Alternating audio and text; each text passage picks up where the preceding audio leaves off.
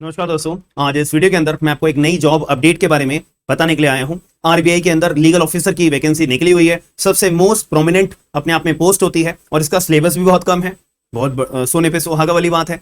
But इसके अंदर कुछ लोगों को जो नए नए अपने लॉ ग्रेजुएट्स हुए होंगे ना, उनको निराशा होगी क्योंकि यहाँ पे एक छोटा सा एक्सपीरियंस मांगा गया है और वो एक्सपीरियंस मैंडेटरी है। अब जिसके पास एक्सपीरियंस है वेल एंड गुड, बिल्कुल आप लोग अप्लाई कर दीजिए। एग्जाम होगा, सिलेबस भी क्या है मैं आपको सारी डिटेल्स इस वीडियो के माध्यम से बता देता हूं।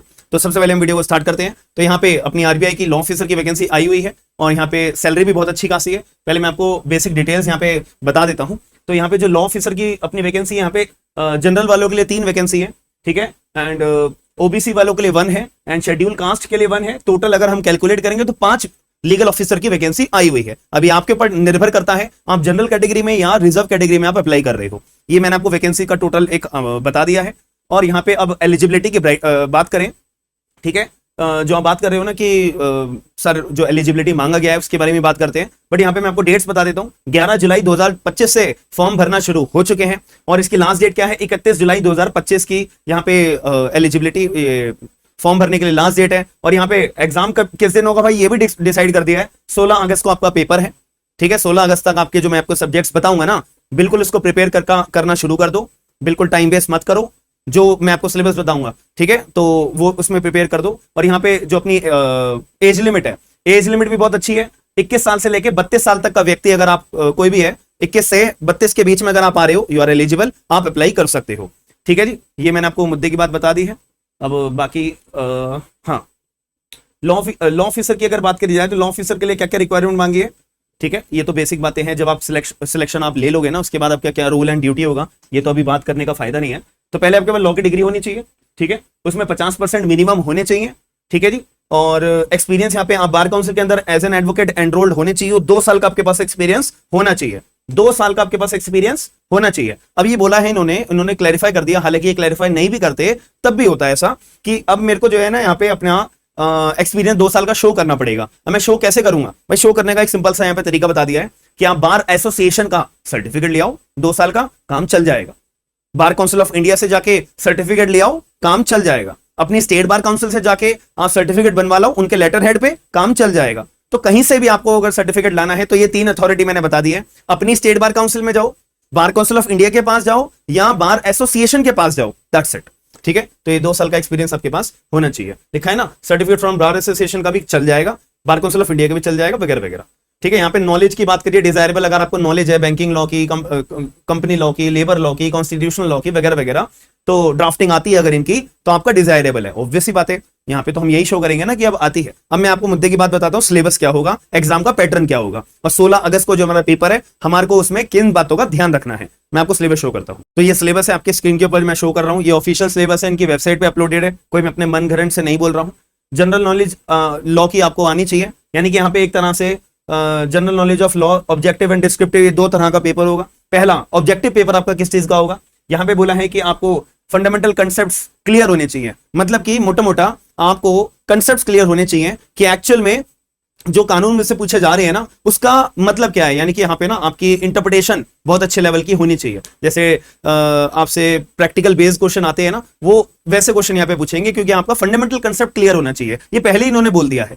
तो सबसे पहले आपका कॉन्स्टिट्यूशन सिलेबस में एडमिनिस्ट्रेटिव लॉ, फाइनेंशियल सेक्टर के जितने भी कानून होते हैं, अब फाइनेंशियल सेक्टर के जितने भी कानून होते हैं वो भी आपसे पूछे जाएंगे। अब इसके लिए हमारा जो मैंने आपको पीडीएफ अपने प्रोवाइड कराई हुई है टेलीग्राम ग्रुप पे, फाइनेंशियल सेक्टर के लॉज, ठीक है, तो वो आपको आने चाहिए। प्लस आपको यहाँ पे प्रोसीजर लॉ जो भी है। अब प्रोसीजर लॉ कौन कौन से है यार?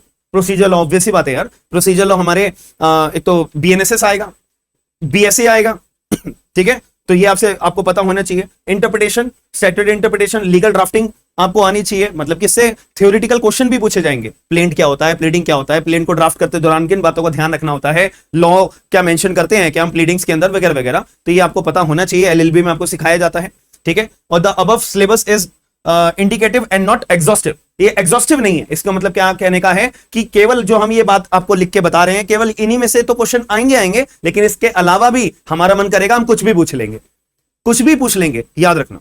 तो ये आपका सिलेबस है, आपको ये पता होना चाहिए। प्लस यहाँ पे एस्से, अब दूसरा पेपर आ जाता है एस्से, प्रेसी राइटिंग, कॉम्प्रीहेंशन, ठीक है, ये आपसे पूछे जाएंगे।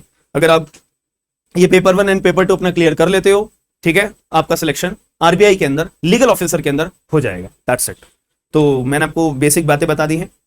31 जुलाई लास्ट डेट है, 16 अगस्त को पेपर है, और एलिजिबिलिटी में एलएलबी डिग्री 50% प्लस 2 साल का एक्सपीरियंस हम होना चाहिए। सिलेबस ये है, इससे ज्यादा जानकारी हमें कोई भी फॉर्म को भरते दौरान नहीं, मतलब इसके अलावा हमारे लिए सारी बातें यूजलेस होती हैं। मुद्दे की बात यही होती है, तो मैंने आपको बता दिया है। और आपके मन में अगर कोई भी डाउट हो, क्वेरी हो, तो आप मुझसे वो क्लैरिफाई जरूर करिएगा। और अगर आप लोग इंटरेस्टेड हो इस पर्टिकुलर वैकेंसी को अप्लाई करने के लिए, एक बार मुझे कमेंट बॉक्स के अंदर जरूर बताइएगा। साथ में कितने बच्चों के अपने इनमें से जो भी मैंने आपको सिलेबस में बताया है, कौन कौन से सब्जेक्ट आपके प्रिपेयर्ड हो चुके हैं, ये भी कमेंट बॉक्स के अंदर बताइएगा। और कौन कौन से सब्जेक्ट में आपको डिफिकल्टी आएगी या परेशानी आएगी, ये भी मुझे जरूर बताइएगा, ठीक है जी। और आप में से अगर कोई अपना तैयारी कर रहा है किस चीज की, AIB 20 के बैच की, तो मैंने अपना AIB 20 का भी बैच लॉन्च कर दिया है। तो जो हम अपना शुरू करने वाले हैं 29 जुलाई से, डेली यहाँ पे हम 9 बजे अपनी क्लासेस होंगी। तो आप में से अगर कोई भी इंटरेस्टेड है हिंदी और इंग्लिश लैंग्वेजेस के अंदर, पूरा कंप्लीट AIB 20 का हमारा बैच चलाया जाएगा, जिसमें BSA भी है, BNSS भी है और BNS भी है, और बाकी का जो पूरा सिलेबस है AIB 20 का, वो पूरा कंप्लीट कराया जाएगा। जब तक आपकी तैयारी नहीं हो जाती तब तक आपको छोड़ा नहीं जाएगा, याद रखना।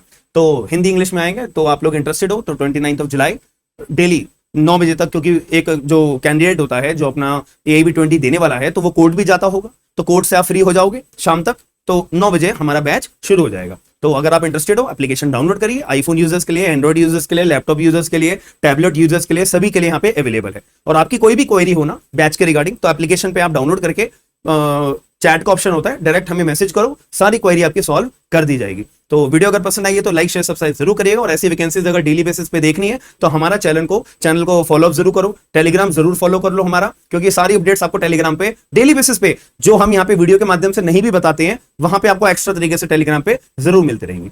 और हम मिलते हैं नेक्स्ट वीडियो में। थैंक यू, धन्यवाद।